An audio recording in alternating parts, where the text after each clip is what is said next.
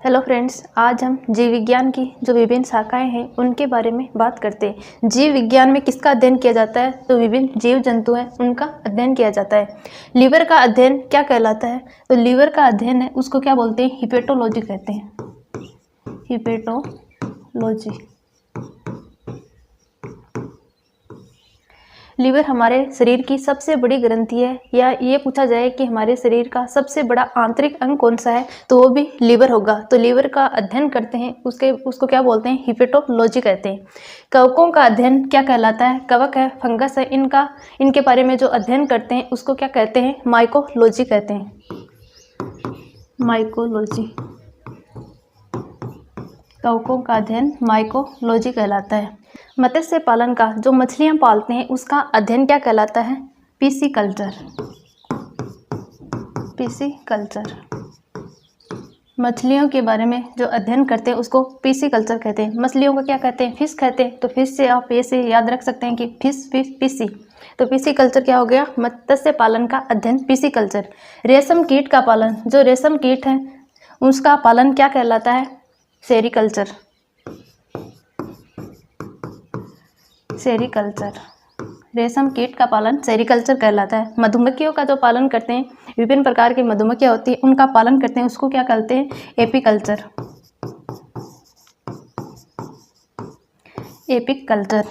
मधुमक्खी पालन, रेशम कीट पालन, ये एग्जाम में बहुत बार पूछे जाते हैं। मृदा प्रबंधन और फसल का उत्पादन, मृदा प्रबंधन और फसल का उत्पादन है उसको क्या बोलते हैं? एग्रोनॉमी कहते हैं। एग्रोनॉमी। आगे पक्षियों का अध्ययन क्या कहलाता है? तो पक्षियों के बारे में जो अध्ययन करते हैं उसको ऑर्निथोलॉजी कहते हैं। ऑर्निथोलॉजी। पक्षियों का अध्ययन कहलाता है ऑर्निथोलॉजी। फूलों का अध्ययन क्या कहते हैं? फूलों के बारे में जो अध्ययन करते हैं उस शाखा को क्या कहते हैं? फ्लोरिकल्चर। फ्लोरिकल्चर। फूल से क्या हो गया? फ्लोरिकल्चर। सब्जियों का अध्ययन क्या कहलाता है? सब्जियों की जो खेती करते हैं उसको क्या कहते हैं? ओलेरीकल्चर। ओलेरीकल्चर। सब्जियों की खेती करते हैं उसको ओलेरीकल्चर कहते हैं। विच्छेदन द्वारा एक जीव की आंतरिक संरचना का अध्ययन करते हैं। जब आप प्रयोगशाला में प्रैक्टिकल वगैरह करते हैं तो उसमें जीव की आंतरिक संरचना यानी उसकी चीर फाड़ करके जो आंतरिक संरचना का अध्ययन करते हैं उस शाखा का क्या नाम है? एनाटोमी। एनाटोमी। आंतरिक संरचना, जीवों की आंतरिक संरचना का अध्ययन करना एनाटोमी कहलाता है। मिट्टी का अध्ययन करते हैं, मिट्टी है उसका अध्ययन क्या कहलाता है? पेडोलॉजी। पेडोलॉजी। मिट्टी के बारे में अध्ययन करना पेडोलॉजी कहलाता है। फलों की खेती करते हैं उसको क्या बोलते हैं? पोमोलॉजी। फलों की खेती पोमोलॉजी।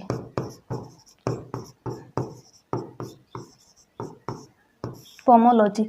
फूलों की खेती तो क्या कहलाती है? फ्लोरिकल्चर।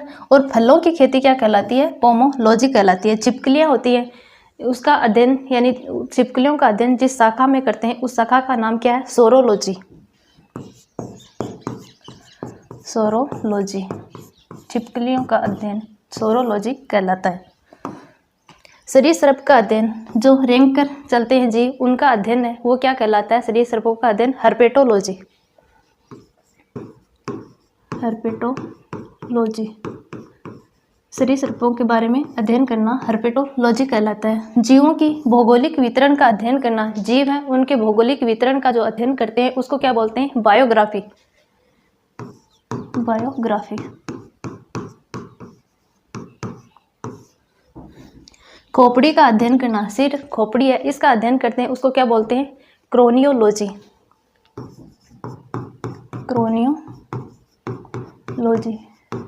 खोपड़ी का अध्ययन करना क्रोनियोलॉजी कहलाता है।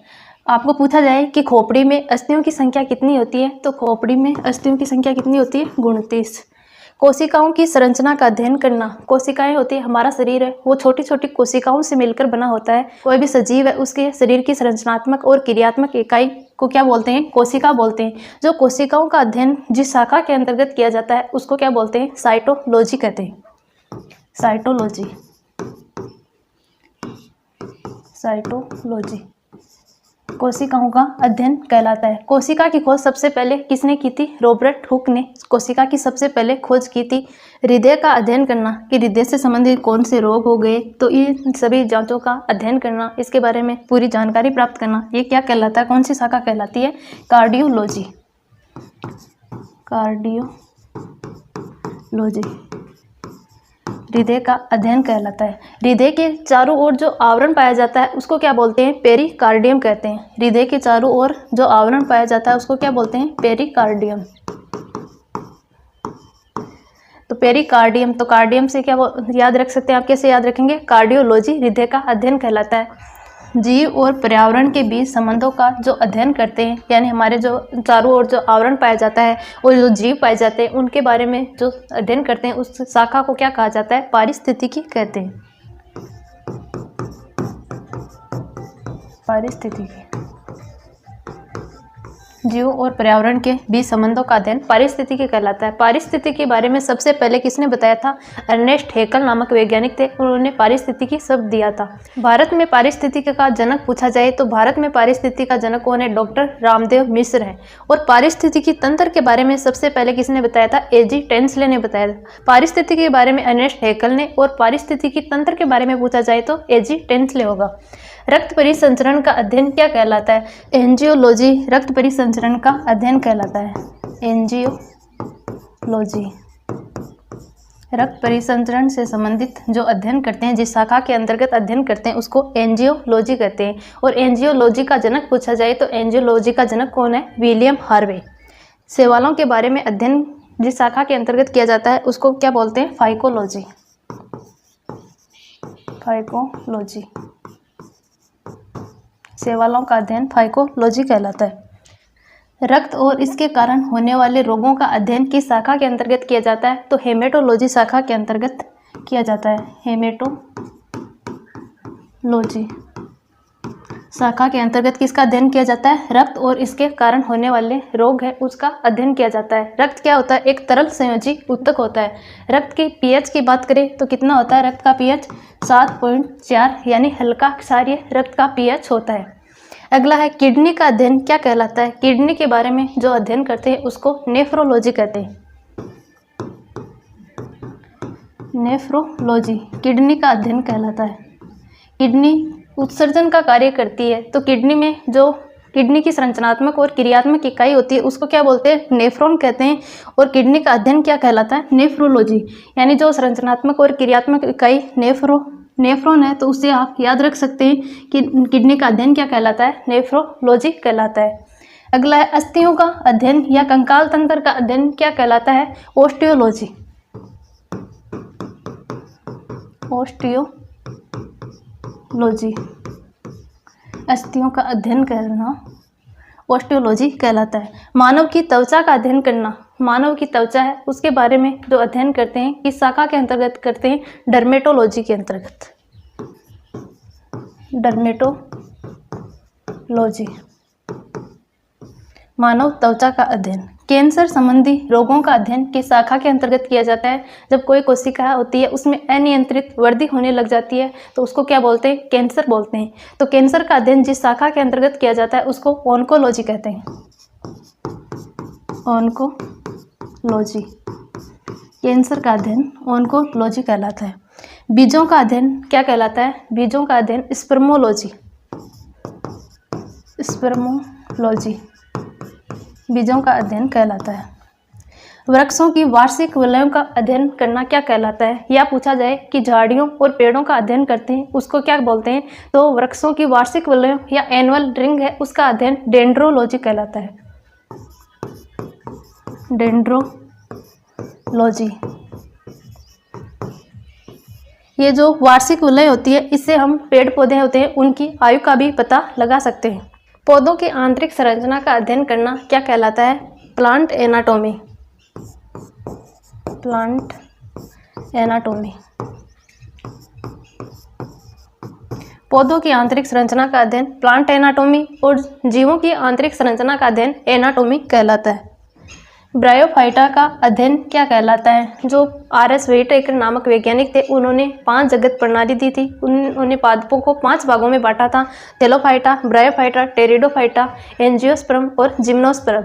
तो जो ब्रायोफाइटा है उसका अध्ययन, उसके बारे में अध्ययन करते हैं, वो किस शाखा के अंतर्गत करते हैं? ब्रायोलॉजी के अंतर्गत।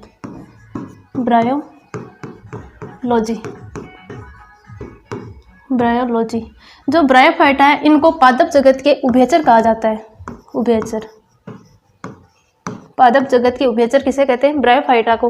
क्योंकि उभयचर कौन से होते हैं? जो मिट्टी में भी रहते हैं और जल में भी रहते हैं। तो ब्रायोफाइटा पौधा है, ये मिट्टी में रहता है, लेकिन जनन क्रियाओं के लिए इसको पानी की आवश्यकता होती है, इसलिए ब्रायोफाइटा को पादप जगत का उभयचर कहते हैं।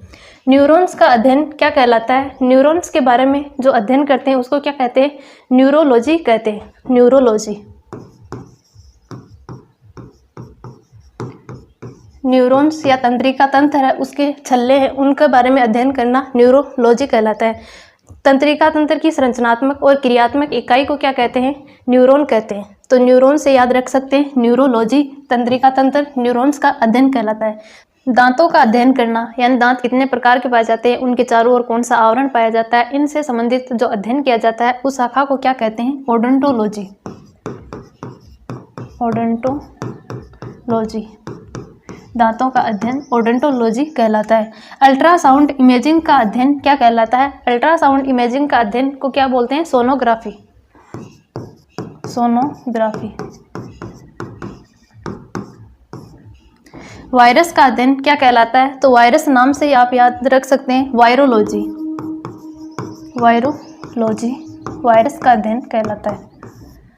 और रोगों का अध्ययन, रोगों के बारे में जो अध्ययन करते हैं उसको पैथोलॉजी कहते हैं। पैथोलॉजी। रोगों का अध्ययन पैथोलॉजी कहलाता है। अंतःस्रावी तंत्र का अध्ययन, अंतःस्रावी तंत्र का अध्ययन एंडोक्राइनोलॉजी कहलाता है। एंडोक्राइनोलॉजी। अंतःस्रावी तंत्र का अध्ययन एंडोक्राइनोलॉजी कहलाता है।